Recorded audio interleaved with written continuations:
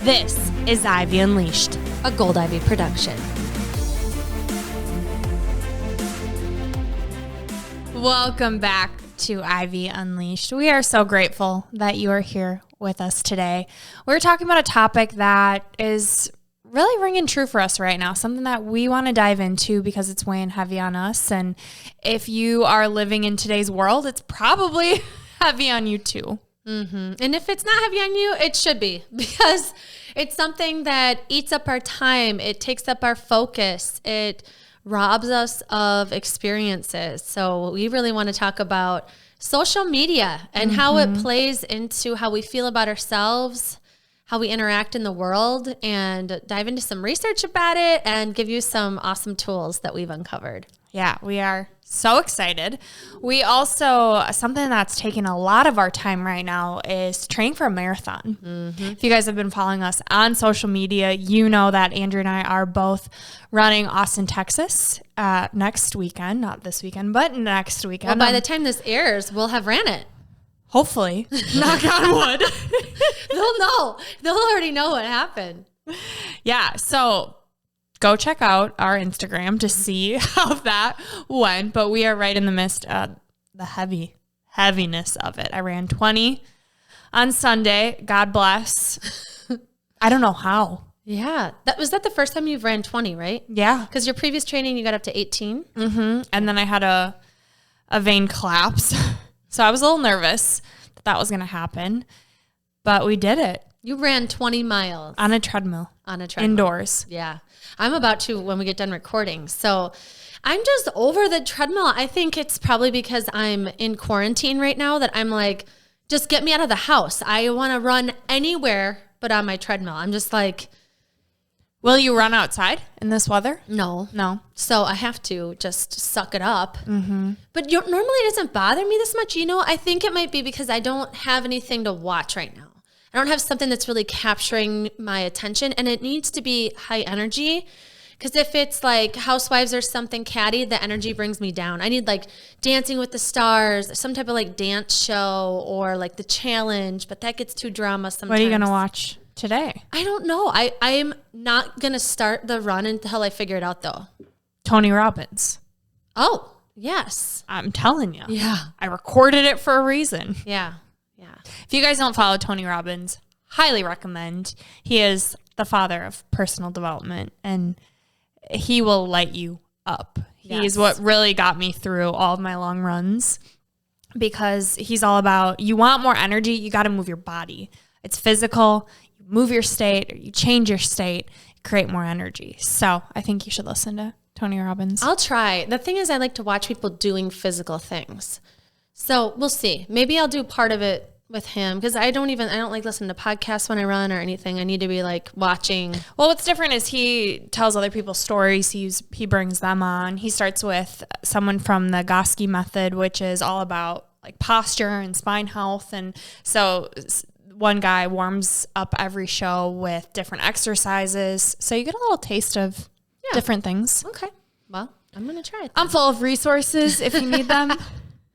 I'm like, anything to get me through these 20 miles. Mm-hmm. But no, we're a little nervous, but I'm so excited. Yes. To run this. And so give us a follow. Go check out how it went. I'm sure it'll be fine. We've got friends coming, family coming, and I've never been to Austin either. I'm excited to check out the city. I heard it's kind of overpopulated. Oh, well, everyone's moving there. Yeah. But that's cool for us. I mean, my family's just getting over COVID, so I'm good. I probably have give me the people. Give me all the people. Take me to a bar. I mean, if I'm going to go, now's the time.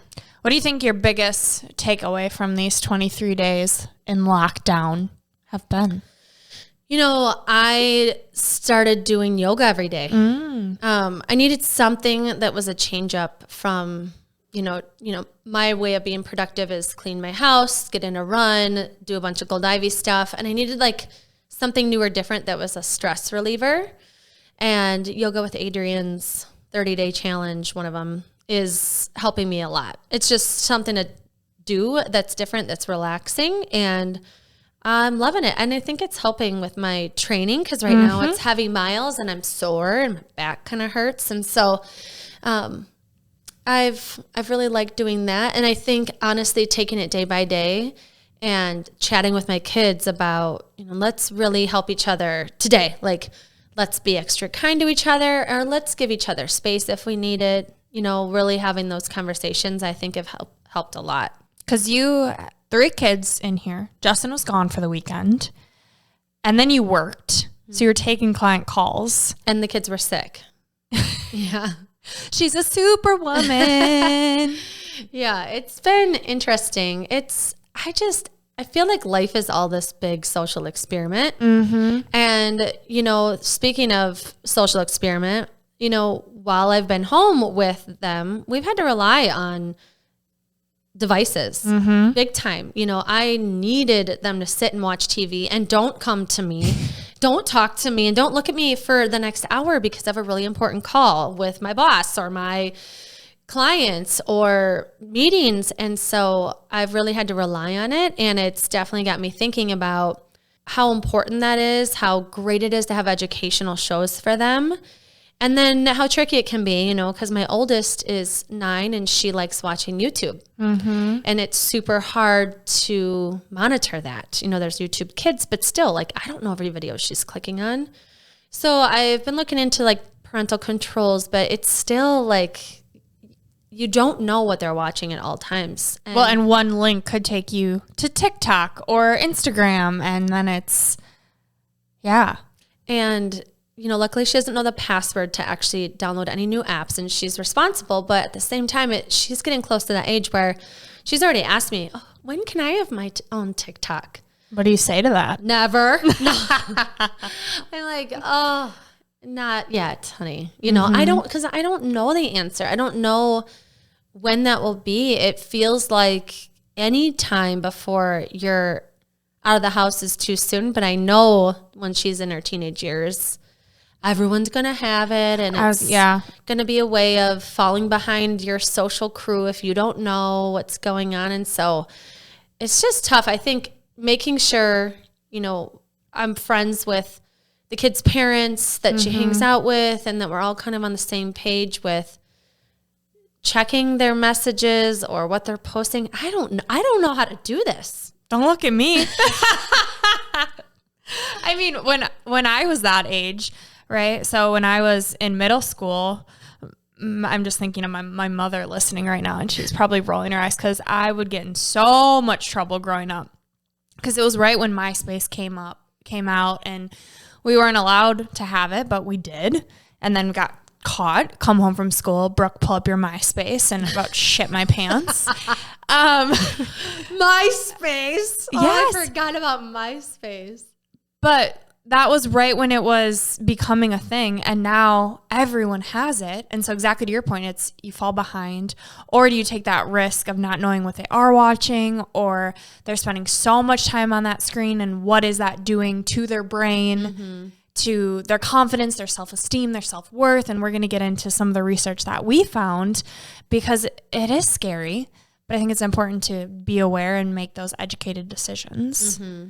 Yeah. Yeah, I like what I've found too with the screen time, which, is separate from social media, but just the mood. Like if there's an extended period of time on it, you have to break it up. So I would be like, okay, from 9 to 10, you guys can watch Sesame Street or whatever learning show they pick that day.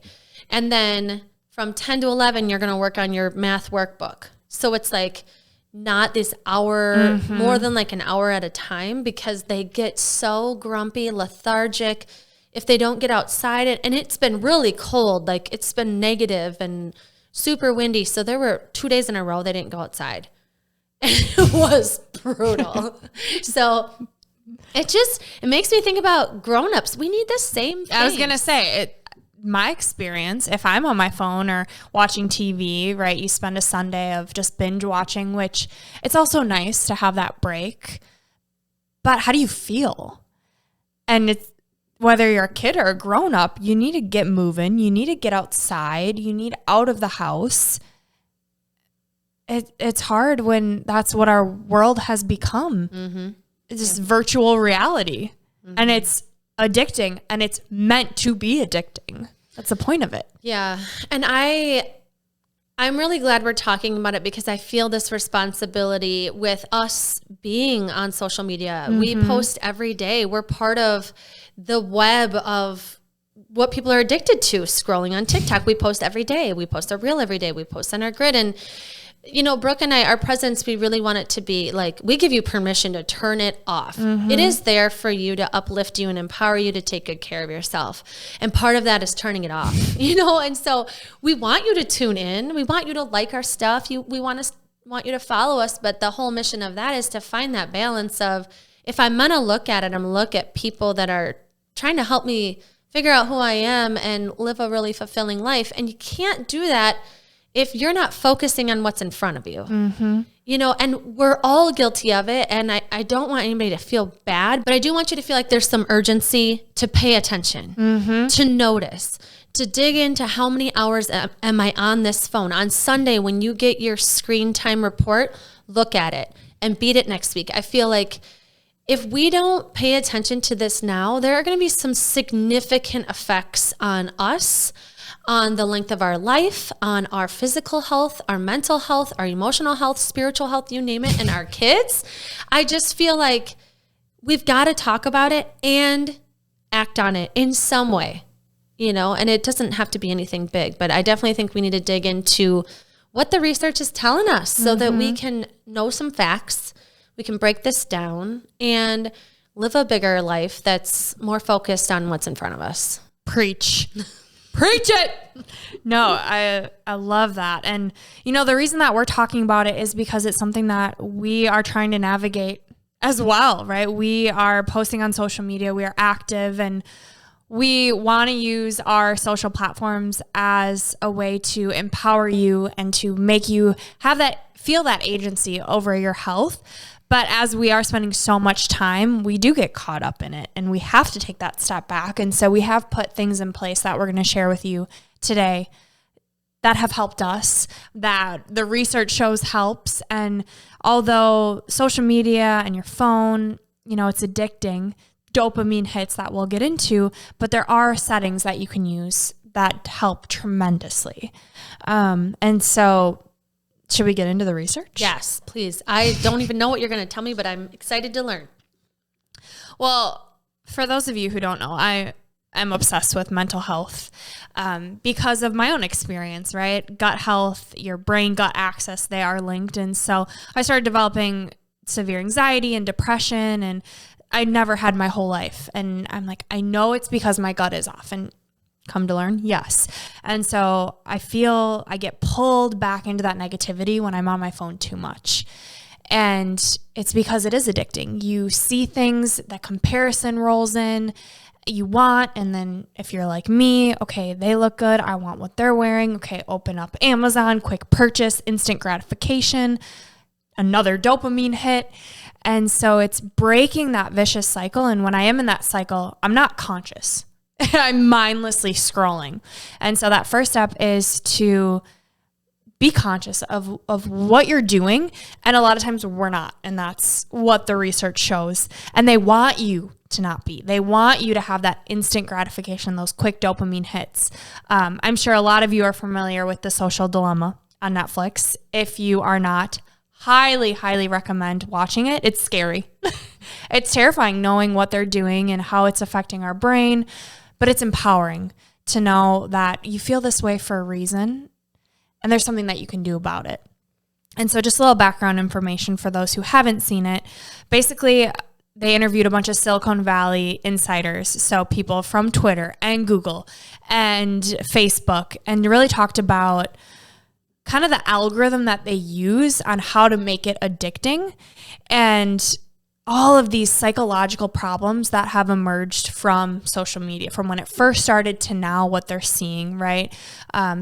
Mental health crises in young kids, in adults, because we're seeing unrealistic bodies, you name it, lifestyles, houses. Yes, and then we feel like we're not good enough. There's no way I can achieve that because to us, we see that and we're seeing their highlight reel. And I'm sure you've all heard about the highlight reel, but it is addicting and we want to see beautiful things again. It's that dopamine hit. But what we see is a false perception of happier, more fulfilling lives that aren't the case. We're not seeing their day-to-day, the work. We're seeing what they want them to see. And I'm sure when you post on social media, it's your highlight reel too, unless you're consciously posting your day-to-day. And so there's so much research out there on the negative effects of depression, anxiety, self-esteem, self-worth, just addicting behaviors. The University of Pennsylvania, they did a study that I found super interesting. And they showed that lower levels of social media use were tied to better mental health. And so they did this study and they had students decrease their screen time to just 30 minutes a day. Wow. Which is hard. Oh, yeah. I mean, just think about it. Take a minute right now. Think about how much time you spend on your phone. You get your screen report. If you don't get your screen report, just kind of guess, right? You probably do 30 minutes in one sitting multiple times a day. But dropping to 30 minutes a day had significant improvement in their overall well-being, their mood, their energy, their lust for life. And so, getting down to 30 minutes can be difficult. And we're not saying go under 30, but there are ways that you can scale it back. And I do think that tuning into how you feel, right? Given an experiment, like Andrea said, this is one big social experiment, but set these limits for yourself that we're about to go into and notice, do you have ruminating thoughts? If you've ever dealt with anxiety or anxious thoughts, what do you notice? Your productivity, your focus, your overall mood and happiness, is it different? Because I can promise you it will be. Right. From my own personal experience, I see these things, the effects that they have, all the different social media apps, just screen time in general.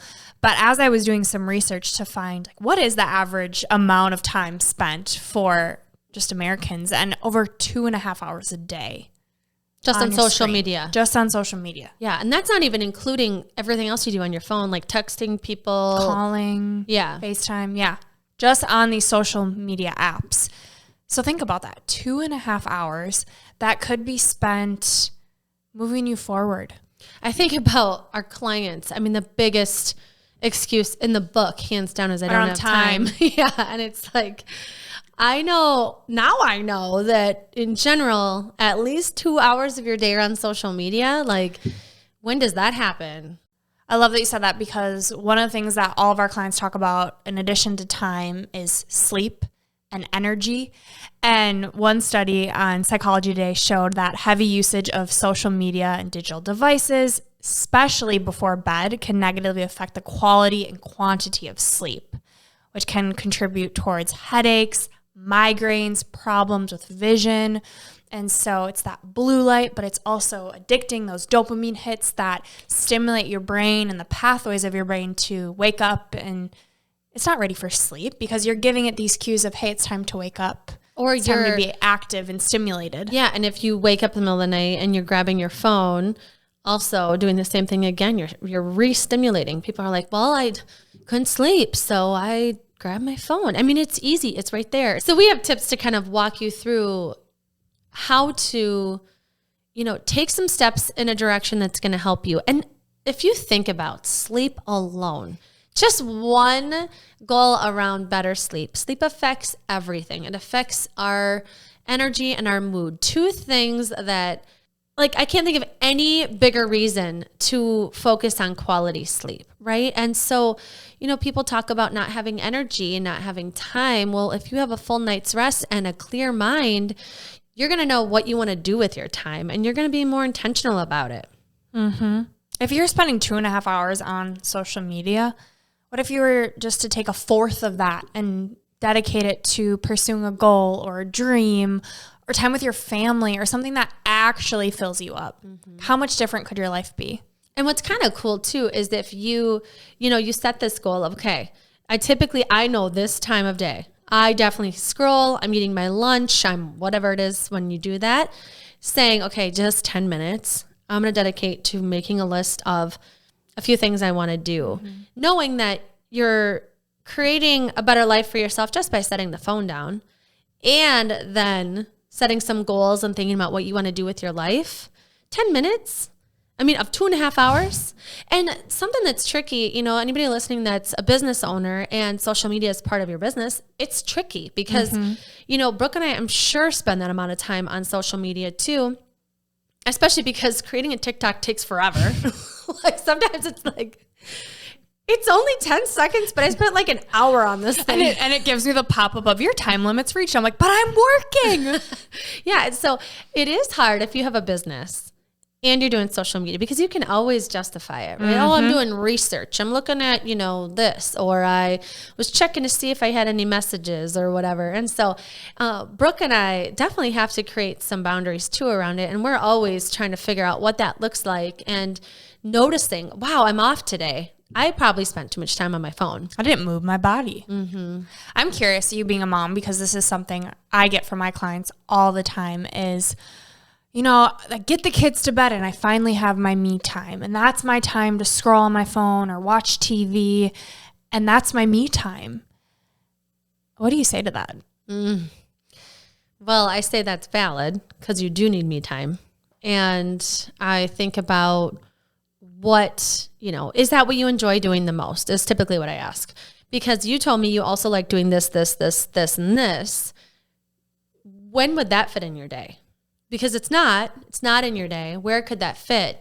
And a lot of times it's like, well, that'd have to be on the weekends or it'd have to be in the morning. And so I kind of take it from like that scrolling or TV time has to be in that pocket into like, if you're going to fit in these things you really enjoy or you want for your me time, like, is that the only time? Or is it not? Because for me, I had to play with it, you know, and I don't think morning is the only time to do it. But being a parent, it's really helpful to get to bed earlier and get up earlier because you don't know what's going to happen throughout the night. If you sit and scroll on your phone and you don't go to bed till 11 and then your kids like might have been up lately for some reason at 2 a.m, 3 a.m, 4 a.m, like, and you started instead of at 9 or 10, you started at 11 or 12 because you wanted to catch up on a show on Netflix. Like, it's tough. So I would say if it's possible to do it at a different time of day that doesn't affect your sleep, try that. Just start there. If it's your lunch hour, if it's morning, if it's right after work, before dinner, some time to carve out for yourself and using your support system to do that. Yeah. Dedicated, intentional time. And, you know, a lot of people that I talk to, they don't want to think about it. They don't want to have this time scheduled in to scroll. And so what I encourage them to think about is, well, what are you losing out on? Right? By being more intentional with just 10 minutes of dedicated scroll time, you're filling that quote unquote need, but you're also opening up time to do something that you really love and that really does fill you up. So holding space for both, I do think it's possible. But again, I think it takes being intentional and owning and running your social media and not letting it run you is a really powerful concept that, again, we're just playing with ourselves. And as we're all new to social media and the impacts it has, we have to start now because it's only going to get worse. We're only going to go more digital. Little kids growing up. And so figuring out a system that works for you, so important. And we're going to share a little bit about what's currently working for us. And as always, take what feels good to you, what you want to try and experiment with. And if there's something that you found that works for you, please share it with us. Yes. Love it. So Brooke and I like to make things easier on you and easy to remember. So at any point that you feel like this is something I want to work on and make a change with, we got this figured out for you. We thought about how to be more intentional with our time. And what this all comes down to is where we want to focus. And there's lots of different places to focus when you're thinking about social media and you're thinking about time on your phone. And so we broke it down in a way that's really easy to remember. focus, Focus, and examples within each of these that you can take, like Brooke said, whatever works for you, what you feel like I could commit to that, and that might bring some more fulfillment to my life. It might help me focus on what's in front of me instead of my screen and hearing mommy, mommy, mommy 4 times before I even notice who's in front of me. Someone that really needs my love and attention, not my phone. Set your phone down. Okay, so starting with F is figure out. This is all about awareness on how much time you are spending on your phone. That's easy to figure out. You can look in your settings on your phone. You can click on screen time and you will get a full report. Sometimes you don't want to look at it. You don't want to see it. You don't want to see the full honest picture. But that's where the power lies. It's just being honest. Like we all do it. We're all on our phones, especially if you're in quarantine. It's probably up. And really getting awareness around, okay, how much time am I spending on these apps? Mm-hmm. And so I'd encourage you to list 3 things you want to make time for. And know that by setting some limitations on some apps, maybe, that you're allowing yourself more time to do what's actually important. Because there's always things that we want to be doing. I should be doing that. I've been wanting to meal plan. I've been wanting to work out more. I've been wanting to read. I've been wanting to catch up on these podcasts. Whatever it is, and you're not because you're mindlessly scrolling. And so listing those 3 things, getting some awareness on what I want to be doing and how I can look at the screen time and just be aware of it so I can set some goals around reducing it a little bit. I love it. All right. Oh, off limits. There's this phrase in my house called no phone zones. No phone zone. Yes. And the kids call me out on it and I love it because it's important. They need to know they are more important than phones. And also say that again. They need to know they are more important than your phones. And something I've started to do with this off limits idea is I think it's really important that if someone's in front of you, if you are with a person, if it's your friend, sister, brother, parent, coworker, I don't care who it is, and you are staring at your phone, I think you should tell the person you're with, what are you doing? Because your kid doesn't know you're answering a very important work email, and so I've been saying to Justin too, like, hey, he's saying your name. Can you just let him know what you're doing? Because I know Justin's sending something that's important, but Griffin doesn't know. He wants to play with his dad, right? Mm-hmm. And it's just this. Even to your significant other. Yes. Yeah. You're sitting at a dinner table. There's 10 people. You think, oh, I'll just grab my phone. I wanted to just see who liked my post or whatever. It's rude. So have some spaces that are off limits where it's non-negotiable. Some suggestions in my house, it's the dinner table, like just no phone zone there. I think it's a great idea for bedrooms. It's tricky though, because I do meditations with my kids on my phone. So that's kind of tough. Some people, your own bedroom so that your alarm clock is out of your room. You have to go get it. Which is great as a way to break up with the snooze button. Yeah. I will say. Cars, making sure you're not texting and driving. Obviously those things, they really should be off limits. There's always the excuse though, gotta use it for GPS or just gotta make this call quick or I gotta finish this text, but it's dangerous. Well, and also you're only hurting yourself.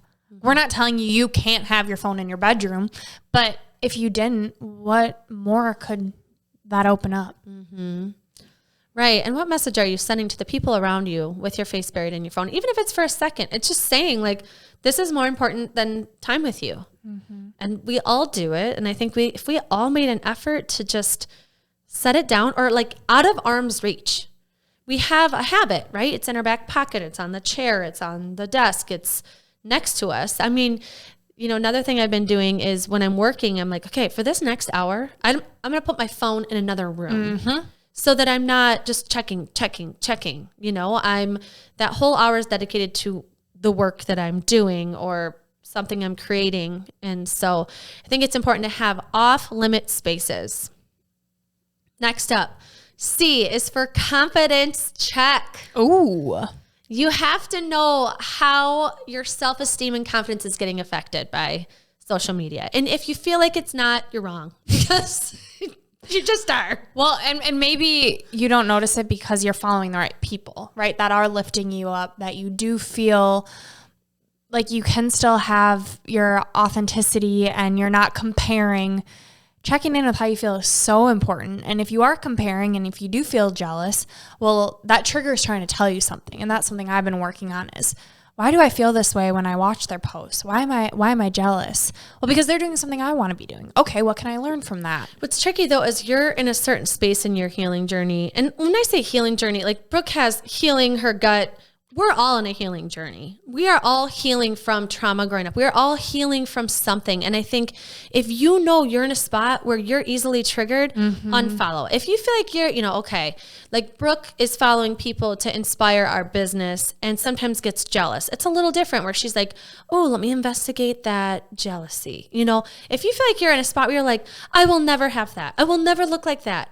Stop following that person until you feel like you can accept your body and love on it, or you're making progress towards goals. You want to be stronger, toner, whatever. Like there's nothing wrong with wanting to transform your body into stronger, leaner. Like not a problem. We all have those feelings. But until you're in a space where you can look at someone with a six pack and it doesn't make you feel like shit, just unfollow them. You can go find them later. Yes. I'm so glad you made that clarification. Yeah. That's so important. It is important because I do think like I get confused sometimes when you talk about comparing with certain things because I feel like I'm in a spot where I don't do that much, where I'm like, yeah, of course they're like that. They've been doing this for 6 years, or whatever. And I just think that you have to dig into your personality and your self-esteem and rate it. Like in your own perception, what would a 10 in confidence look like? Like if you really thought about feeling 10, I am that confident. I'm a 10. I'm not arrogant.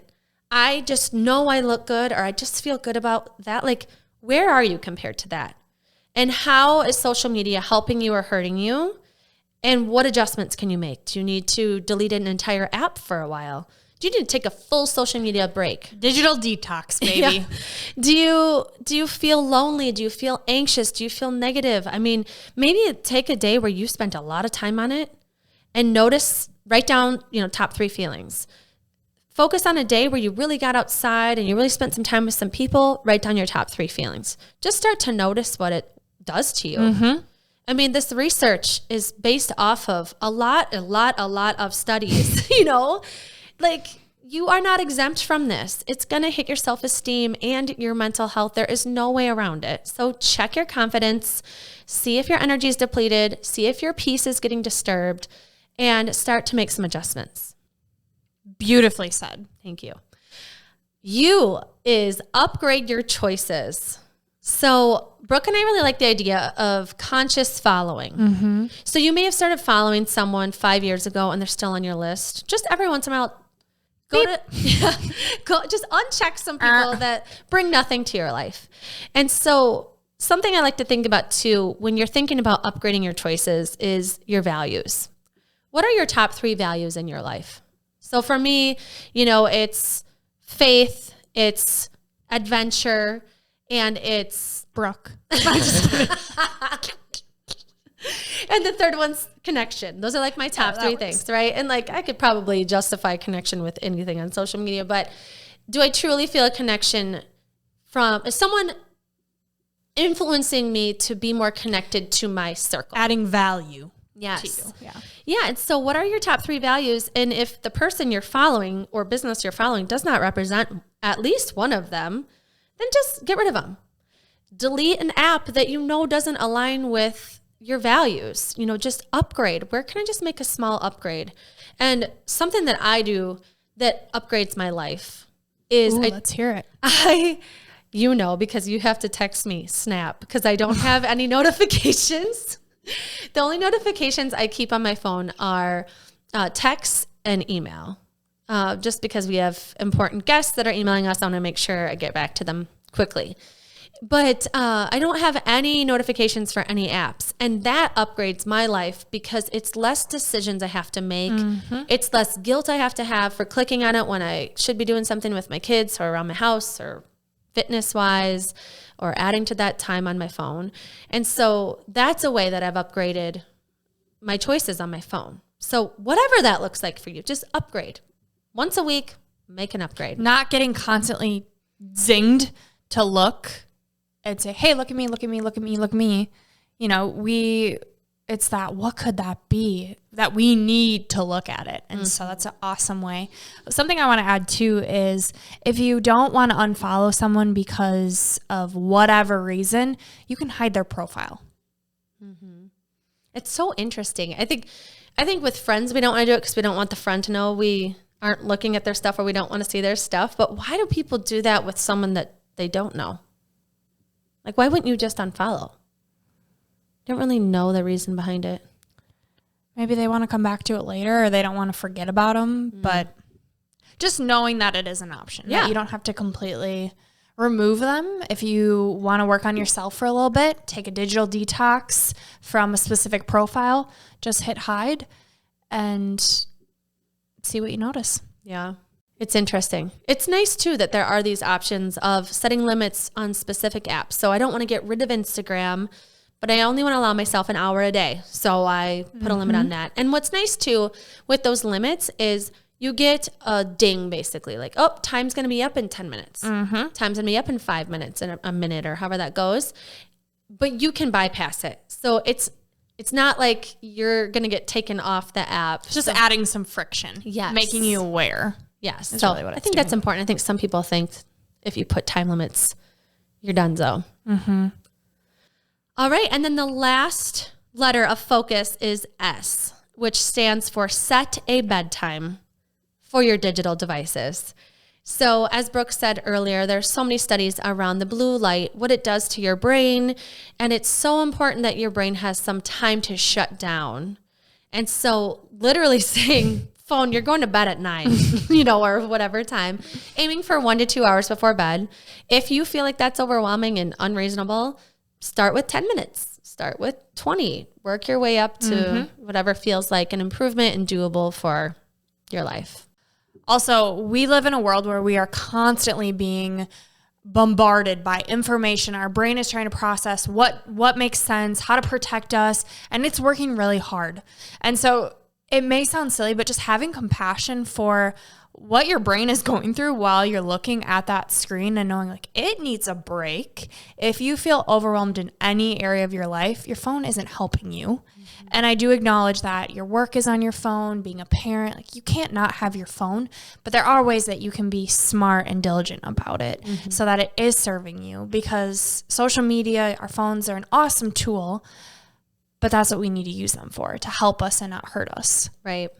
Yeah. So Brooke and I just want to encourage you to use focus. Use this FOCUS. Figure out off limits, confidence check, upgrade your choices, set a bedtime, and picking from, all the examples we gave of just how to focus on what's in front of you, how to focus on what you want out of your life, and just start small, just like little steps to kind of tweak this. Notice how you're feeling, notice how you want to feel, what you value, and are you ingesting that?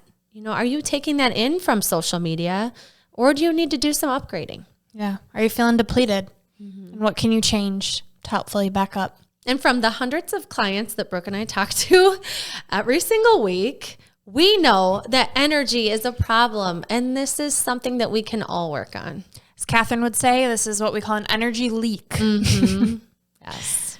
And we recognize that, this is social media right here. Like, we are on a device for you, whether you're in your car or in your home or whatever you're doing. And we want you to continue to receive value from what we're talking about. Our mission is to empower you, and we are so grateful that this time that you are spending on social media is with us. Yeah, and we don't want our content to deplete you or make you feel any less than. That is the opposite of what we want to do.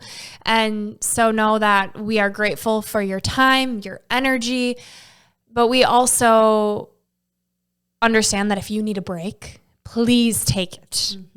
That it is only helping to serve you, and we are fully behind that.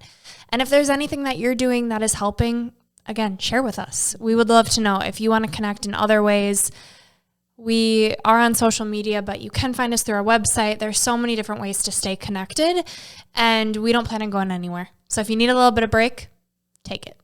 And for your piece of gold this week is from the one and only Jen Sincero. Jen says, time wasted rationalizing the mediocre could be time spent creating the magnificent. This is Gold Ivy signing off. Listen to your truth and go chase your gold.